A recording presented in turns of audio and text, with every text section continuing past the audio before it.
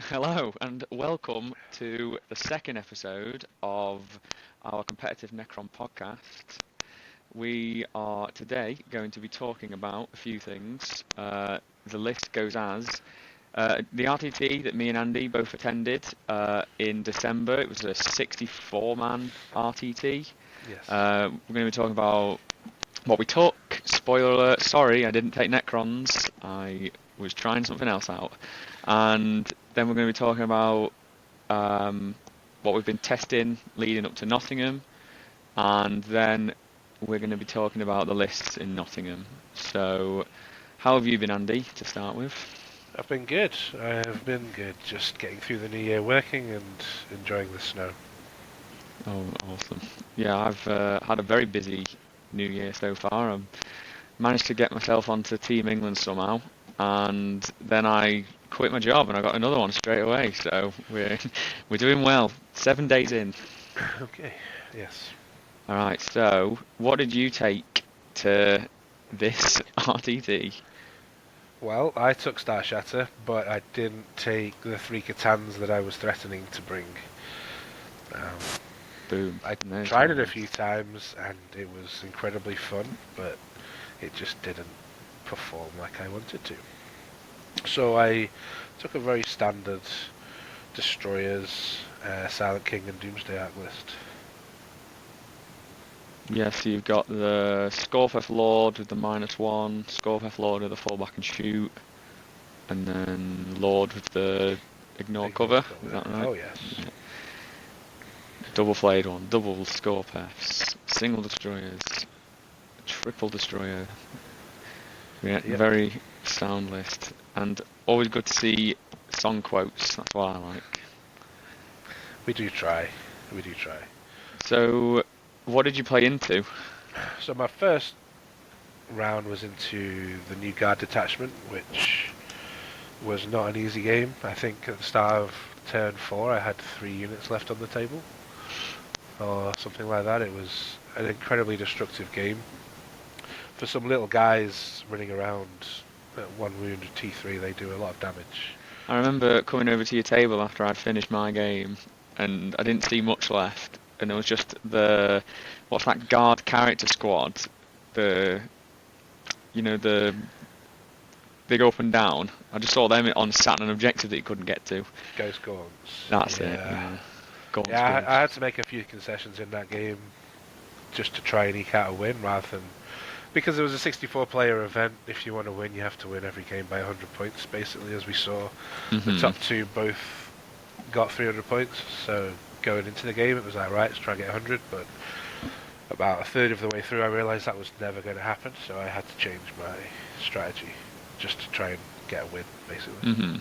Was it the new guard detachment that you played against? It was full of scions, I sat there thinking, oh, I've got my 3 Omnitic Destroyers, they will destroy this army, and he went first, deep struck in turn 1 and deleted them, so there was uphill from there. Nice. And what did you play round 2 and 3? So 2 was the new Custodians detachment, which pretty much went the same way. Early killing was good, but then I just kind of whiffed a bit. So it was another kind of let's just win the game and not worry about max points. And then round 3 was into Ironstorm with a new Oath of Moment, which is disgusting. It is quite disgusting. I feel like that open moment kind of makes our old hyperthick even worse because they can just nominate the big thing and then it dies. Yes. And, okay, in Starshatter we've got -1 to wound strategy, but the majority of the time it never came up. Because they'd be attacking us with +1 to wound of weapons with lower strength. Yeah. Just getting incredible value from that, or they'd be doing it with things that are wounding on 2s anyway, and there's no point spending the strat at that point.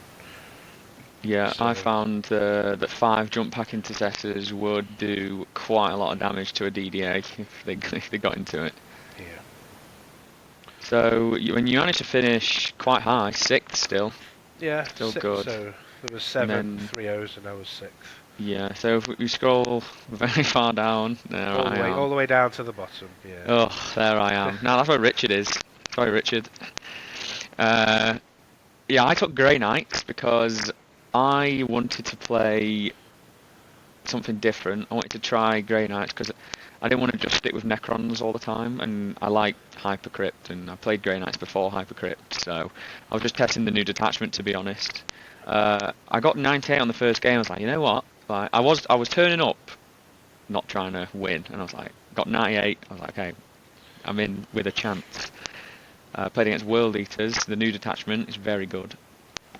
But he charged Angron into 5 Strike Marines first turn, so I just killed Angron. That's pretty much how that game went. And then game 2 was against Nurgle Demons, which is a very good matchup for Grey Knights. With full rerolls to hit. You must have been feeling pretty good after round 2. I was, yeah. Dropping 2 points.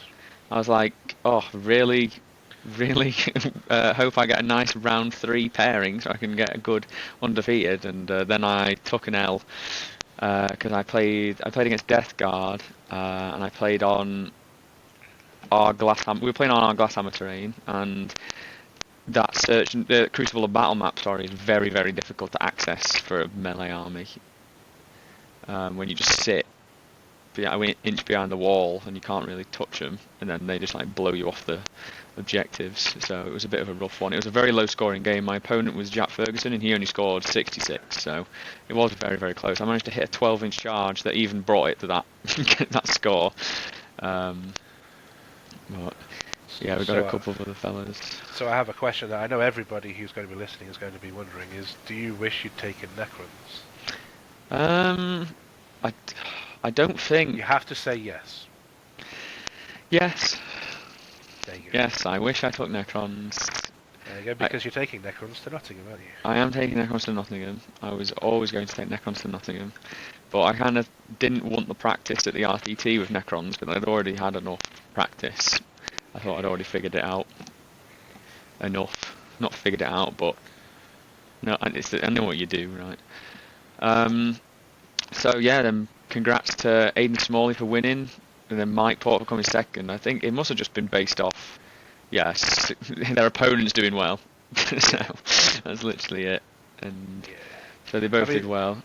As far as the prizes went, though, we knew that there was going to be a lot of undefeated, so instead of just having the top-down prizes, we did a raffle.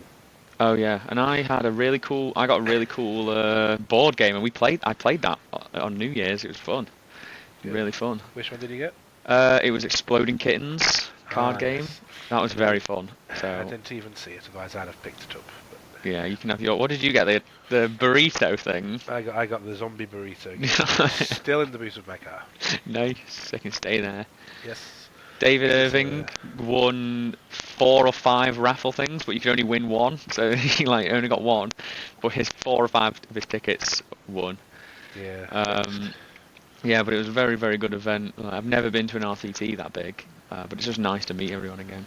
Well, ironically, the one we did last year around the same time was also more than 50 players. I think it was 56 players. Really? Yeah. Everyone's got one day around Christmas to play, and it's a ridiculous number of people for an RTT, but it's nice to see a lot of the people. Well, I originally wasn't going, was I? And then you were like, oh, I can get you a ticket. And I was like, no, I need a break. And then it got to the Friday before, and I was like, I need to go. I can't have a weekend off. I'm so bored off work, not doing anything. And I managed to get a ticket off someone.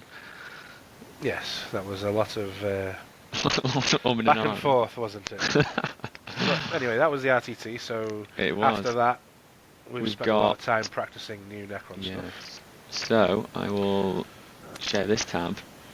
We've spent a lot of time talking about different lists, different detachments, different unit combinations, how they work out. We've tried an awful lot, I think, both on TTS, and I've played quite a few in-person games as well. I tried to go a completely left field. I was like, you know what? Canoptic quarterback. I was like, they've been buffed. The points have gone down 90 points.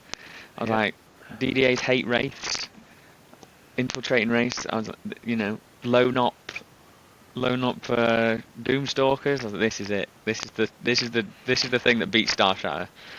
Yep. And then I played a bunch of test games. Couldn't decide what I wanted to take, and yeah, it's not very good in my opinion.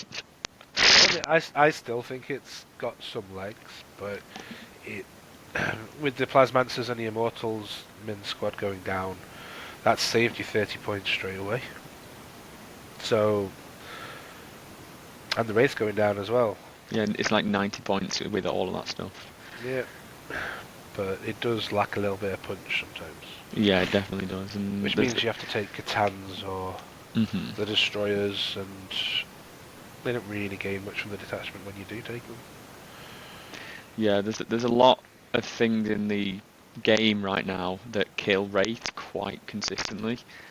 There's some stuff that doesn't, and because we were obviously practicing on UKTC, there isn't that many places that a third squad feel comfortable going on some of the maps I found. It was just, yeah, you trade, you either lose a damage and have more Wraiths, or you go a balanced one where it's like Wraiths and a bit of damage, or you can go like more damage but then you don't have as many Wraiths. And once they die, your army just falls apart. Yeah, it's quite squishy. Wraiths Yeah. provide the backbone, but if they get targeted because you make a mistake, then that can just be the game there and there. So I decided to swap back to Starshatter, and I consulted Andy, who had been on Starshatter as well as me. I originally was going for the Barge and Wraiths, because I was like, yeah, love the combo, but then it taught me around to the Silent King, because I love the Silent King anyway, but he's just so good in the mirror, so we decided to go for him instead. So I've got some lists that we can have a look at. Is there anybody in particular that you want to look at first? Or we could probably talk about how like the stats of what people are taking, right? Yeah, so there's 20. So Nottingham is a super major with 393 players, I think, next weekend, and 27 of those are playing Necrons, and 25 are playing Starshatter. So yeah, I think that kind of says where the minds are for Necrons, but it also is just let's try it and see how it goes, and give it a couple of months, maybe it spreads out a little bit more. Yeah, I think so many eyes have been on Starshatter that everyone's just going with it, and I think there is still something to be had from the other detachments. It's just that I think Starshatter's the easiest to play out of all of them. I still think Hyper is the king, but I'm going to play Starshatter for a while just to, get a better idea of it before I make that judgment. Yeah. It's so much more consistent to be able to score secondaries than Hypercrypt, and the damage output isn't as much, but if you can find a nice balance between the two, where you can kill what you really need to kill but not necessarily try to table your opponent, then Hypercrypt is still fine. So which list do you want to look at? I want to look at some chaddies taking 30 Lichguard. What was his name again? His name is Paul Dadzi. There you go. Here he is, the Chad. The Chad. Whoops, I've got your nose. I don't understand the reference. I'll ask him when I see him. I don't know. Maybe do Necrons have noses? So, why would they have a nose? They're robots, right? Yeah, exactly. So maybe it's that. So he's got Barge with the reroll ones, which is what a lot of people are taking at the moment. Yeah. Double Catan, Nightbringer Deceiver, redeploy, high OC, smack. Imatech for extra CP, Overlord of Shroud for free strats. Trazan, amazing. Trazan, Interesting tech. he gives sticky to his unit, and if he dies, I believe he can jump to another infantry model. You can become them. You can, but in which universe are you actually going to swap him out for any of the other ones? Because he literally does nothing apart from the sticky. So yeah, you can sticky your home objective, waddle up with some Lichguard. They then kill maybe that squad, but you're not really going to sticky No Man's Land quite as easily as you are your home objective, so why would you ever use that rule? His damage output is considerably worse than the other overlords. You're never getting rid of Imotech, and he can't become the command badge, so you can might as well just delete that little bit of text, because it is the most useless text ever. It's just for the lore. It's for the lore. In fact, he can't even take over Imhotep. The only thing that he can do is take the place of the Overlord, which is just better because he's got better melee. He's got a Resorb. Yeah. He's only got double DDA instead of triple. Well, yeah. I mean, it's hard to have 3 DDAs when you've got 30 Lich Guard. 5 flayed ones, single destroyers for actions, and 30 Lich Guard. I mean, you've got 4 units in there already that have -1 to wound, if the strength is higher. And then you've got the DDAs, which you're probably going to use the strat on. But they're all 2 OC now. And they're all 2 OC. You've got 2 Resorbs, I guess, with the Command Badge and the Overlord. So it'll be an annoying list to shift, but there's a lot of 2 damage weapons out there, which will go through this guard pretty quickly, I think, if you get in the wrong matchup. There's a lot of matchups that could do work to that, but I'm excited to see how he does. Out of all of the lists that aren't us 2, this is the list that I want to do the best. Because at least it has innovation, where a lot of the other lists we look at, they're all kind of roughly the same. They've got slightly different variants of the same units, but it's the same kind of core, whereas this one's like, nope, I'm just going to do my own thing. And then Catan-wise, I mean, the Deceiver's like the auto take because he's the cheapest, and then the Nightbringer is just the best, so it makes sense taking those 2. Yeah, definitely. Okay, next list. Although I would say one thing, I would like to see at least 2 Reanimators to sidle up with those Catans, because they just make them so much more obnoxious. Especially because of the Lich Guard as well. You want to be bringing them back a bit quicker, but exactly running out of stuff. Maybe double Lich Guard, and then it frees you up. But then you don't get to take Trazen, so no. How can you do that? Right. Have him by himself or with some Immortals. No. No. Okay. So there is one hyper list as well. Yes, that was... Okay, Colin I've got him in it. Yeah. Colin. He's bringing 3 Catans. Yeah, 3 Catans, old school. Yep. He's got no enhancement for an extra pull, so he's only pulling 2 things a turn. Yep. So 2 Catan. Catan are probably just going to be walking up. Potentially 3 with the Transcendent. Yes, yeah. But now you can't action when he does his movement shenanigans. He's a little bit worse than he used to be. But yeah, the big takeaway here is the infinite amount of warriors. Yeah. I love this. With no Ghost Arcs. No, he just wants all men, no damage, and they've got all the flayers as well, so they're just all AP 0. I would have put a Zeraz in there if you got this many. Yeah. Because he's his own little Catan, and you've got this many warriors. I would be putting a Reanimator or an Arc or 2. I've been raving about the Arcs for a while, but I'm just trying to make them work. I have tried it. It has been successful. It's just sometimes it's 200 points of do nothing that could easily just be a 75-point hex mark. Yeah. And other times you just look at them and kill them, and you're like, well, that was fun. I think my first game trying them, my opponent just killed the Ghost Arc before I could even move it. And I was like, well, that was an interesting turn 1. I'm glad I was trying that out. Yeah, and then 3 single heavies as well. Yeah, just in case he needed more chaff clearing. Yep. I mean, there's lots of OC. There's the 3 Catans can be annoying. You just sit on the 3 no man's land objectives and you go, can you shift me off these? And I'm just going to keep putting warriors on there to score my primary or deny you, and then I've got my Catans to lock them down. So I can see it working, but I think if an army has a lot of damage and just gets to kill the Catans, then you won't have anything left by turn 3. And then we've got an Awaken Dynasty list. We do. Which is Cam Simmons here. Yep. So this, as we mentioned earlier, there's only 2 people that are not taking Starshatter. So earlier it was that fella, and now it's Cam. I think it was Colin, was it? Just then? And now Cam. So Awaken Dynasty, very standard list. It's got a Transcendent as well. The Scorpeth Lord has the Feel No Pain, so they just walk out Zeraz and him. Yep. early on. 5 No, I immortals like- to go with Imhotep, right? Probably. Although I Oh would no, he's got assume Lich Guard. Imhotep's going with the Lich Guard, I would assume.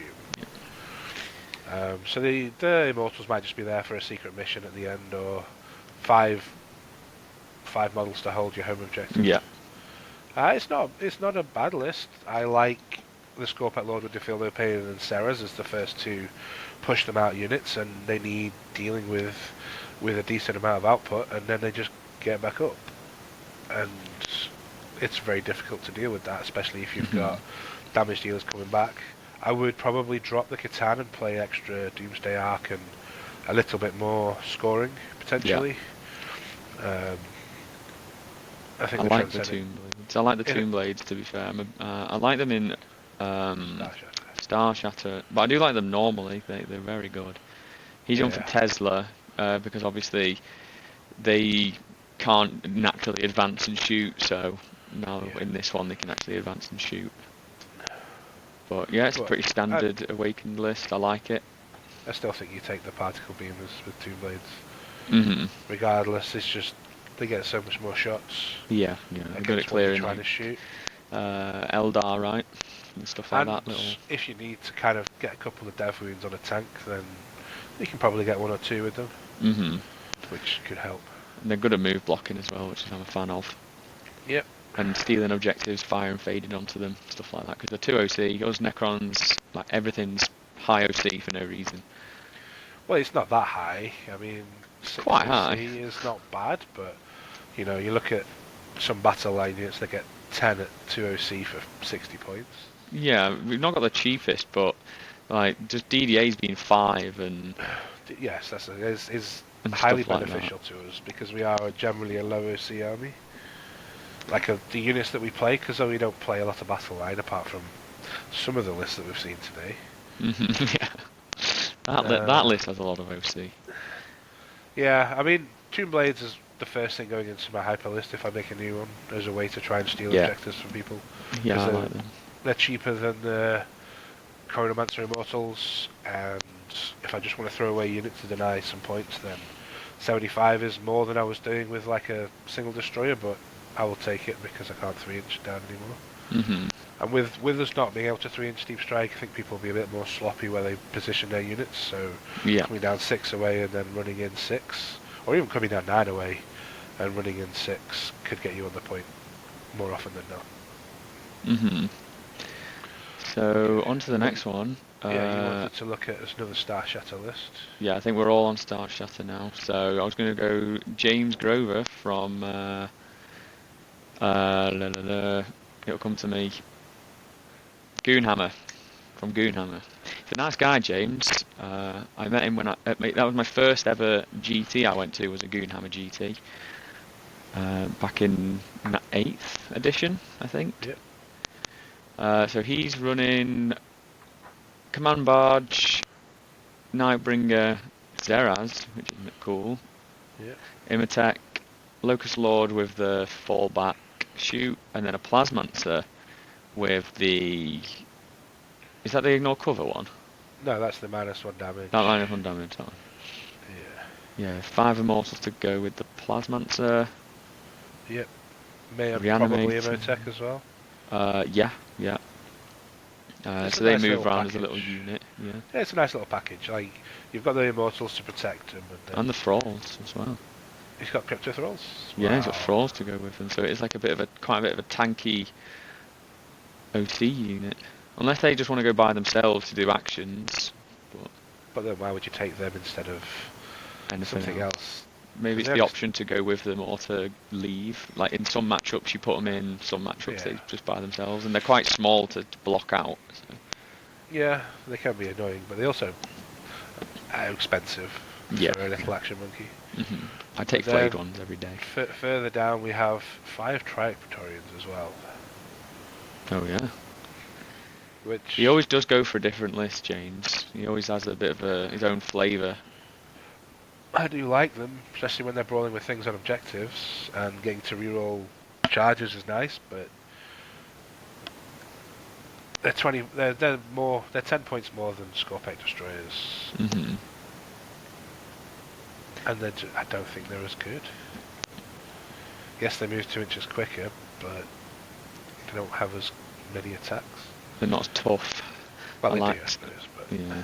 yeah, they're not as tough. Nice 6-man squad of Tomb Blades as well, and see, he's gone for the single twin Tesla, which makes me think that he doesn't know that he gets assault on them, but Maybe that's just what he's got. maybe, yes, I was going to say, that's what I was about to say, is maybe that's what he's got WYSIWYG. Yeah. Because usually you take one Tesla in case you wanted to advance and shoot to get on a point. That was what you did with the 3-man beforehand. You take 2 beamers and 1 Tesla, but then you couldn't advance in action, so that became less popular. And Yeah, I have been looking at 6 beamers on the Tomb Blades because that is 66 shots. And then you put them up against like the Scions where they've got 25 models in that unit. That's 66 plus 30 shots. Yeah, I've seen a lot of people do the big Krieg blogs as well. So a lot of shots, 66 plus 30. With +1 to hit, potentially re-rolling. Yep, so it's a good meta call if you expect a lot of the new guard. Yeah, and then he's got 2 lots of 3 destroyers, but 1 with a mythic and 1 with Gauss, probably to be able to swap them out in certain matchups, I imagine. Yeah. That's quite a common thing I've seen in Awakened, where they'll have the Lord with the Veil, and then have 2 lots, and you can swap out either or. But you don't really need to veil 3 Gauss destroyers, though, do you? Because they have quite a long range. No, I think it's just to get an angle, but I've seen people do it. So. Yeah. But yeah, it's a nice, different list. I'm looking forward to see how he does. He always does something a bit different with his list, so it will be cool to see. I think this Immortal unit's just going to push later game and deny some primary, but I probably prefer the Chronomancer than the Plasmancer. Yeah. Just because then you can fire and fade and get where you need to. If you need to go like that bit extra distance and to be able to -1 damage in the following turn. Or at least just to hop between ruins. Yeah. Because you're only moving 5, so move 5 and then another 5 afterwards. I would have 10 preferred. inches is usually enough to get between them. And the -1 to hit would be nice, and then just like drop the thralls and put something else in potentially. But yeah, I do like it though, it's a good list. And then I'll go on to our final list that is not us, which is Mark Chromone. Mark Chromone is a long-time Necron player. You probably recognise his name if you've been playing at UKTC or UK events. He's a good friend. He was my coach for Battle of Britain, which we won. He's a very nice dude, and I've been chatting to him quite a lot, as well as Andy, about Necrons and what we're taking and stuff. So he's obviously taken Starshattered as well, but he's gone for a bit more of a balanced list. And he's done something a bit different where he's not taken any form of rerolls, which I think is the only Starshatter list that hasn't. Yeah, it's quite surprising actually, because it's probably one of the best enhancements in the game as far as buffing the rest of your army goes. Yeah, he said that he doesn't like to castle stuff that much. I mean, it's probably just a playstyle choice. I really like the rerolls because you can. Necrons want to move in unison anyway, because they have a lot of sharing buffs and auras, and they always want to be near each other anyway. So I feel like having the reroll auras is kind of how the army works in general. But Mark's obviously tested it and he likes it like this, so I'm looking forward to see how he does and see if he needs it. If he feels like he doesn't need the points, but or if he wanted the points, sorry, and he's gonna add more things in, so we can look through his list. Yeah, because I practiced with the Silent King and the Command Barge with rerolls, and then I also practiced with the Overlord with rerolls as well as the Silent King, and I practiced with a list with no rerolls, and when I played the list with no rerolls, it felt awful. It felt so bad. Every time you roll a 1, you're just like, oh, that could be rerolled here. And yeah, I think you might regret not taking it. So he's got Locust Lord with the -1 damage, who will go with 6 dudes. Technomancer with the fall back and shoot. Hexmark by himself, and Yep. Imatech. Wraiths are good in this detachment. The reason I was running Wraiths with the command barge is because the command barge gives them +1 OC, lets them use the Resorb, Yep. and gives them the rerolls as well. So it's just like a huge. He doesn't do much for his points. He's tough-ish, but like with the Wraiths, I just found it a really nice combo because you're just getting so much out of 150 points. It's like just a massive amount with Wraiths. Yeah. And they are very good in this detachment, and I think about half of the players have taken Wraiths. Yeah, about half. And then if you have a reanimator to back them up as well, it makes that Resorb even better. Because they're still tough to kill. And you just step a few out in the centre, and they put a lot of shooting in, they kill the 2 in the centre, and then they can't kill the rest, and then you just bring them both back. Yeah. In one battle round, you can once per game you can resurrect. I think it's 5d3 and 1d6 if you have a reanimator, because you res in the command phase, you res in your fight phase, Yep. and on an objective, and then you can res with a Resorb, which is another d6 plus d3. And you've got the Technomancer to heal D3 Yeah. as well, don't forget. So you can heal. So the Wraiths do love a reanimator plus. So him taking the Wraith without the reanimator and without the guy I feel like is a weakened version of the package, where I would take them all together, which is what I was doing, because the reanimator is very good still. Yeah, but we'll get to that with ours. Yes. And then you've got triple DDA, which is very, very common. Double flayed ones, I've been loving double. I think double's the way to go. I would always take one, but I would usually try and find points for a second. 6 Locust, which instead of the heavy, are like heavier mythics. It's probably just because the -1 damage works on them better. They're good into tanks. It's just a preference of what you prefer, really. They're not as good into infantry or like mass bodies, whereas the mythics are. But these are, because of the lethals, are a bit better into vehicles. 3 heavies with Gauss for more anti-tank. Lichguard to go with your boy Imatech. 2 lots of Ophidians, which are uppy downy. What's your opinion on Ophidians? Tried them in a few games. I have not been particularly impressed. The fact that you have to bring them down means you can't pick them up and then use them as a rapid ingress threat the following turn to get a guaranteed charge. So if you're picking them up to reposition, you're getting a 9-inch charge, which is not something I want to rely on. And then if you're using them to score, they're quite big bases. You've got to fit 3 of them in 9 inches away. It's not always going to happen, and I just find it a little cumbersome. And then when it comes to actually offensive output, they're not as good as the Scorpex, and then they're not as tanky either. So I've not played them in my list. Yeah. I will keep testing them because it's a small sample size, there's a few games, but Yeah, I mean, I agree with you, I think. Their 60mm bases or whatever they're on is just obnoxious for bringing them back in if you're even trying to get them into your opponent's deployment zone. Yeah. It can keep people honest, so they can't just stick objectives and run off. But do you want to pay 80 points for that in 1 in 5 matchups where it's actually relevant? Yeah. I'm not sure you do. Tryout Stalker to finish off, which I was originally running.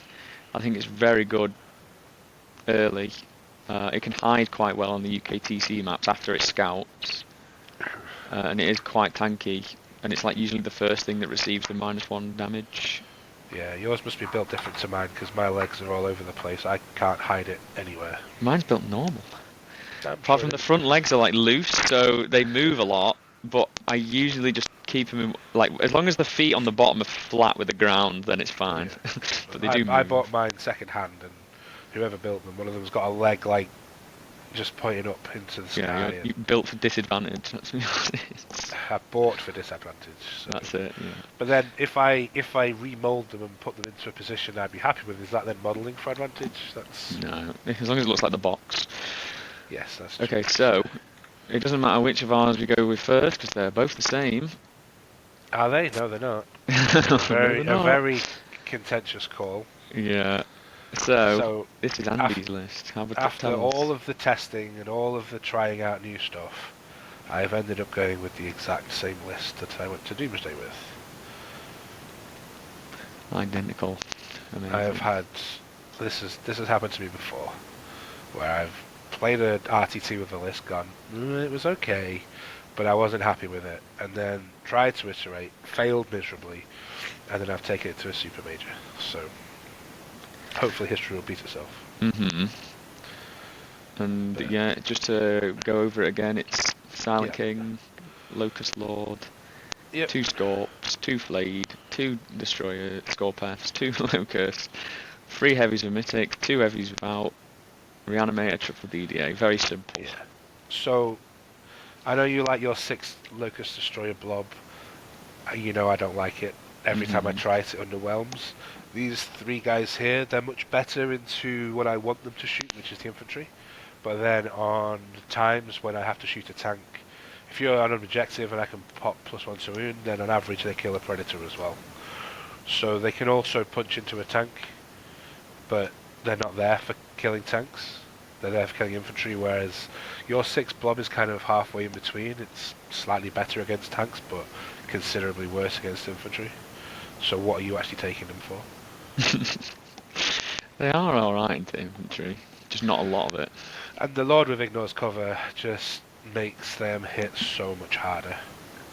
So much harder. So they can almost take out a squad of Deathwing Knights because of the Ignores cover, potentially.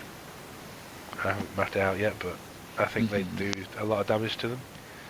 So, if you look at my list, we can do Spot the Difference. Yeah.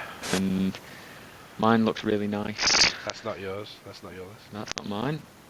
This one. Production. Cancel. If you can tell us what this fucking amazing quote is, gold star. Not a clue. Not a clue. I'm not as cultured as you, obviously. All I'll say is you have to have high IQ to like the show, which is a joke. And so I've got the Hexmark instead with the fallback, because I want a man that sits in reserves and can access anywhere on the board to let me fall back and shoot. And I also like his Overwatch. I like Lone Op. I like the threat of just being able to rapid ingress onto a point if your opponent leaves it open. Usually most good players will not let you do it, but if sometimes you just get it a chance where they just don't have anything to go into the middle and you can just rapid ingress them in or something. Yeah. I just think he's worth his weight in gold. I do like the Scorpeth Lord. I've got obviously one there with the -1 damage, but I just prefer a Hexmark. I'm just a Hexmark enjoyer, and I know you are. I love the Hexmarks, especially in Hypercrypt. The 3 of them automatically fit the list, and you're not necessarily wrong. He can come down and be where you need him to be, but I feel like without the Hypercrypt movement, he's harder to get the most value out of. And then I'm taking Scorpeth Destroyers, so they're going to be matchups where I don't attach the characters because I don't need to. But then they're going to be matchups like against Iron Storm and the Invasion Swarm, where I need to attach them to get the lethal hits and give him rerolls. So when I do that, I want both squads to be fighting rather than just one kind of neutered a little bit. Plus, mine is 2,000 points and yours is 995, and it just doesn't feel right giving away 5 points for nothing, you know? Just means I can beat people who are 2,000 and be 5 points under. So you get 5 points to start with, is that what you're saying? Yeah, I get 5 VP at the start. It'd be interesting if that's how it worked. That would be wild. Surely you just take 100 points down and be 100 VP. I'd win, mate. So you get 1 point for each 5 points that you're down to a maximum of 10 or something. Yeah, just play the most broken shit. It would be interesting way to build a list. Take less stuff, but get a few extra points to start with. But yeah, you're running a similar list to me with one change. Yeah. How do you feel about the list compared to what you were playing? So it wouldn't be. I like it. I played it the other day. I played a mix. So if you watched the last episode, you would have seen the list that I said I was taking to those 2 RTTs on the same weekend. this list here is basically a mix of both. It has no wraiths. It's got the Silent King with 3 DDAs instead of 2. I've got different people with enhancements. I've got the Silent King with the Locust Lord, but 3 of the heavies instead. I didn't have any melee threat really at all. It's a bit of a mix between the two. I don't mind dropping the wraiths because you'd want to go for the whole package, and if I'm not taking the barge, then I'm not taking wraiths basically. I do love the Silent King. He is my favourite Necron model. He's really good in this detachment, especially on UKTC, and he just changes a lot of matchups for the best because of the indirect. So Dark Eldar, Guard, stuff like that. Like, he does change it a lot. Another reason I don't like the Heckmark is because 1 CP rapid ingress is extremely expensive in this detachment. But if it's 5 victory points, then I'm taking it, and that's the only time I'm ever going to do it. But then you find he just sits there because they don't give you that possibility, and you're just like, well, I have to bring him in turn 3. Yeah, and then I have played probably 15 games with Starshatter, and I have used the fallback enhancement once. I use it a lot. I've used it quite a lot. It could be a playstyle difference, but also could be the fact that the games I really wanted to use it, I ended up losing the Scorpec Lord with the enhancements anyway. Mm-hmm. Which doesn't help, because it's like, oh, I want to fall back, I can't, I've lost my guy. Mm-hmm. But like, the enhancements are good, but you need characters to put them on, and I want the characters to do something a lot of the game, rather than just a little bit. Mm-hmm. So the fact that they have the Impact Mortals is nice. You know, for 80 points, the model itself is quite tough and tanky. Yeah, I think I think we'll see what we do after the tournament. We'll have another at the next episode. We'll have a chat about how we did and see where we compare. But it's nice going into it. I think it'd be good just to have slight differences. I was fine. I was both taking pretty much the same or similar lists, and then just seeing where we go. Andy and I have made kind of a bet. I don't know what we're betting. We'll decide later down the line. Something fun is that we're gonna go to these tournaments together and then see how we both do when we're both playing Necrons. And then whoever places highest overall will have a kind of a forfeit. If anybody has anything in mind. You mean whoever places lowest? Sorry, yeah. Wow. Whoever places lowest out of all of them has a forfeit. We could do a forfeit after each tournament and then a big one overall, or we can just do one overall at the end. Yeah, we'll see how it goes. We might not get a tattoo. If you forfeit, it's a tattoo. That's a little bit too. I won't mind that. You'll be the one getting it. So. Add it to the collection. Yeah. And I get a Necron tattoo. And so if anybody has anything in mind, just put it down in the comments. See if it has to be something not ridiculous and not money driven, not super expensive. That'll get us banned from. Yeah, just something fun. Or here, yeah. Like we have to go to an event in certain style of clothes, certain dress up or something. Like, you know. I really wanted to take Thousand Suns to an event and wear one of those like wizard costumes, but I'd stop playing Thousand Suns as much. Like, you can still do that anyway. You don't have to. You can go wearing playing Necrons with a wizard's outfit. No, I won't be a wizard then. I'd be a Terminator or something. Arnold Schwarzenegger, like dress up as him. Yeah, I can see you as an Arnold Schwarzenegger. Yeah, not a muscly one though. So yeah, those are our lists. There's a lot of Space Marines. Space Marines is the highest played army there. I have some worries about some of the Space Marines there because they're very strong because of the oath.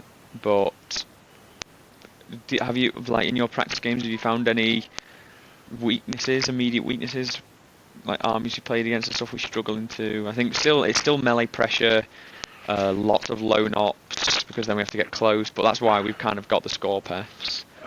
We still kind of struggle a little bit into staging rhinos with tough tanky melee bricks that can come out and threaten, because we can't move out to get line of sight to shoot, because then we just get minced back. And our counter punch melee threat isn't huge, so if someone can stick 5 Deathwing Knights in a ruin that we can't get line of sight with more than one Doomsday Arc, then we can't really engage it too much, because 3 Scorpet Destroyers do not kill it, they do not clear it out. So that's still quite tough, and that was what Hyper Crypt gave us an advantage over, because we had that movement to get the line of sight. Mm-hmm. So we have to find a way to get around them. So Catan is one option, and I see a lot of people taking the Catans, so we'll have to see how they go. And of course, Iron Storm with Oath of Moment is a tricky one. I mean, the results so far have been not impressive. If you look at the Meta Monday report, I don't know if you've got that there. I do not have the Meta Monday report. I can look. Is it on Reddit? Production. Yes. I will send it to you. Give me 1 second. Nice.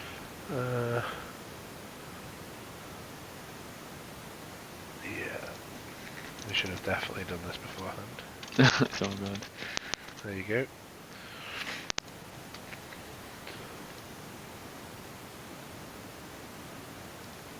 Oh, it's yep.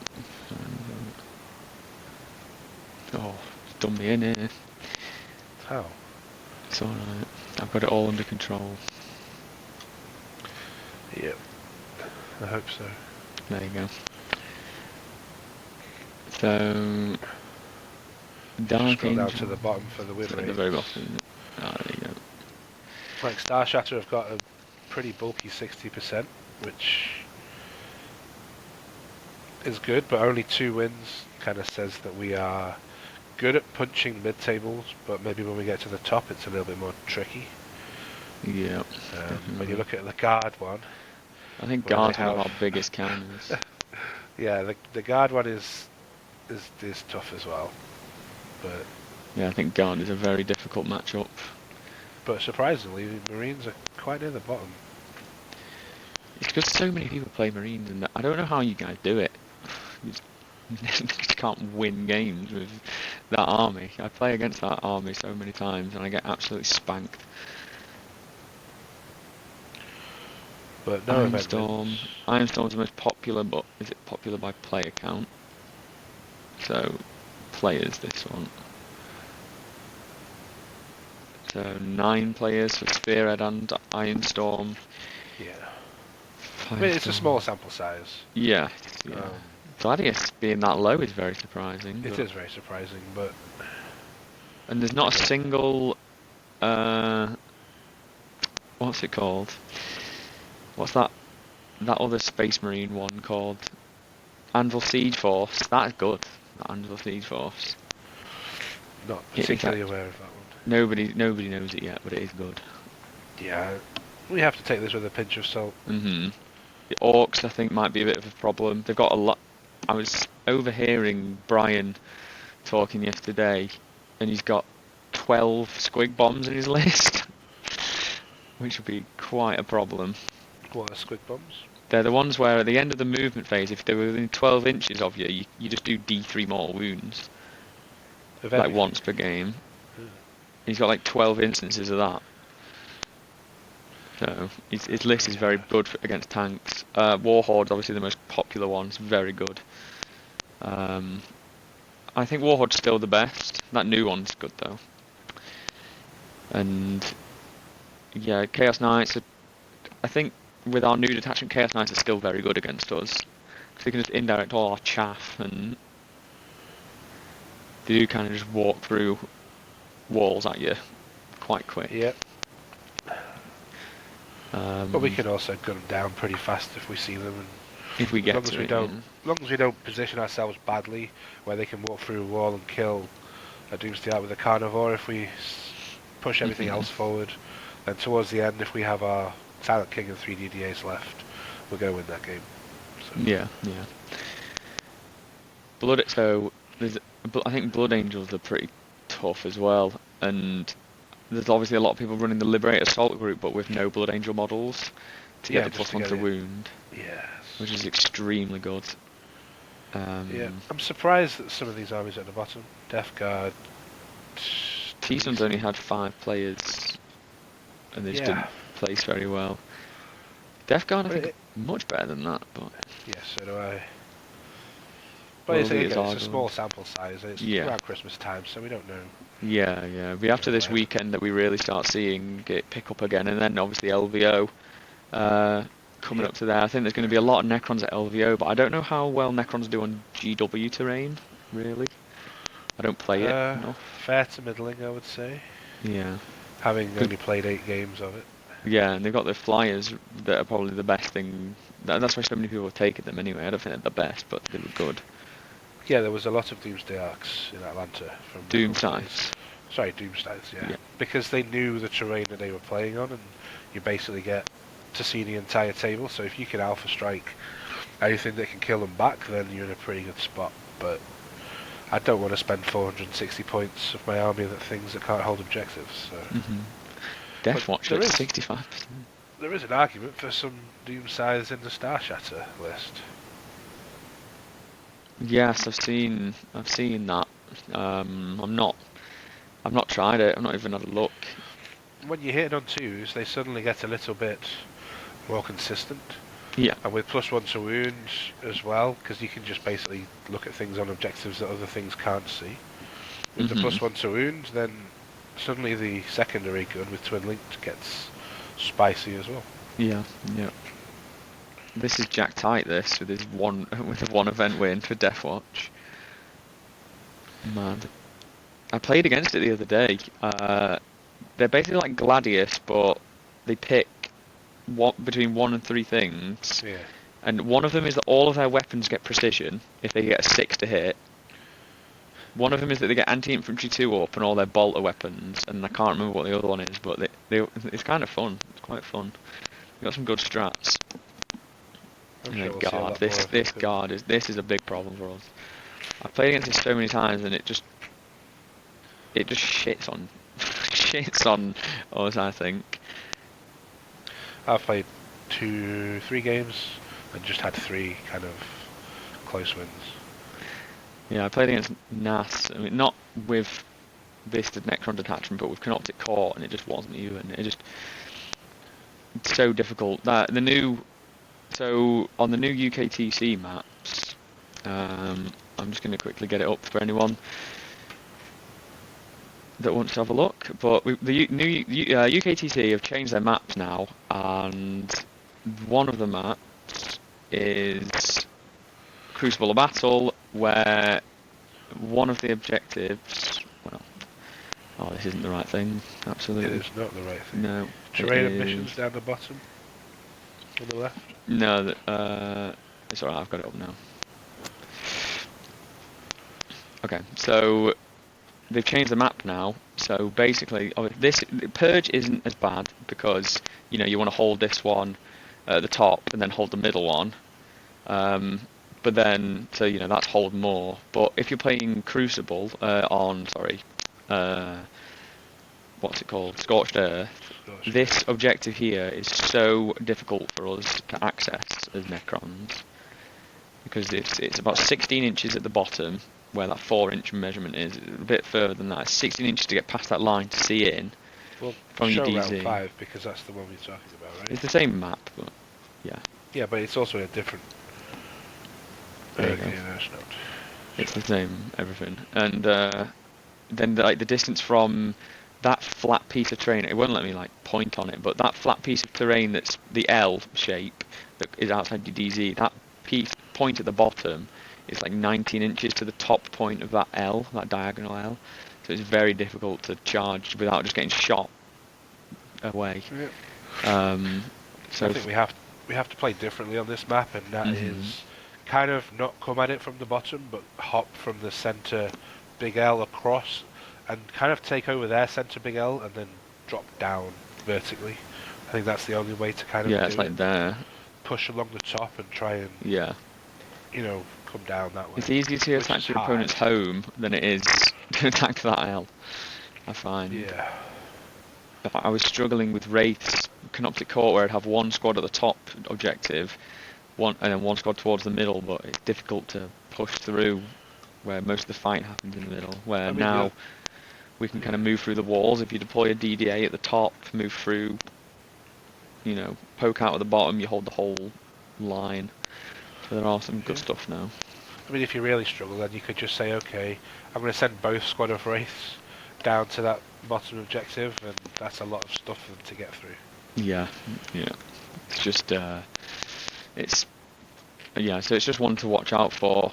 But I like every other deployment for us. I think this one's good. You can hide flayed ones in the bottom. So where this piece, I can't draw on it, but the piece of terrain that's in no man's land that's diagonal towards the top, I used to put a guy there, and like a guy at your DZ, like the stalker, and then that can move up and it can be blocked from both angles, which is quite nice. Well, I use the reanimator for that, because I think that with -1 to wound, -1 damage and a 4 of healer pain, it's harder to kill than the stalker. Oh yeah, it's not worth shooting at. It's not even people and that put all their stuff as well. in. Yeah, it's cheaper as well. it is good. It is and really later on in the game, when you're really low on resources, having an OC3 body that is very hard to kill because it just heals up 2d3 a turn. Yeah, it's like three on average. Or no, four on average. 4 on average. Yeah, 4. Yeah, 4. So, nearly an hour. One last thing to discuss, and that's what your expectations for Nottingham. How you think you're going to do, what you want to do, what you'll be happy with. So for me, I want to just go. I want to do better than I did last time. Or I went 4-0-1. I would like to go 5-0 this time. Everybody's playing Starshatter, so everyone's going to be building for Starshatter, so I can understand it's going to be difficult. I just want to test the list out. I'm not really trying too hard. I don't really care about winning it. I'm just going to go and play some 40k, and learn just a bit more of the nuances with the list, because this style of the list is different than I'm used to playing. So I'm just gonna hopefully get some good pairings and not play into guards on round 5. That would be horrific. Yeah. No, that's fair. 5-0, very lofty expectations, to be honest. All I want to do is beat you. 4-1 is the aim at any GT. I'd like to go 4-0, and then after that, it's all good. But it is a new style of play, a new meta, and there's quite a few sharks out there that we have to try and avoid. So, yeah. Yeah, definitely. Of course, I'd like to win, but it's not going to happen. We can hopefully get a god run. Yeah, it would require a god run to get there. Especially with, I don't know, yeah, it would require a god run. Let's just leave it at that. So, thank you everyone for joining us again for this episode 2 of Command Protocols podcast. Yep. Next one we'll shoot, it will be after Nottingham, and we'll talk about how we did, the games and stuff. I'm going to try my best and take photos, and then we can run through it together and take my photos, and you can take photos if you want, but Andy's photos will probably be illegible because they'll be so pixelated if he uses his web camera. Our production quality has improved massively, as you can tell. It's so much better. We've already swapped programs because we didn't want to pay. So yeah, if you all the obligatory like, comment, subscribe, whatever, all that stuff really helps. We're just 2 dudes talking shit about Necrons really, and we hope you enjoyed it and hope you learned something. But thank you guys. Cheers. See you Bye. later.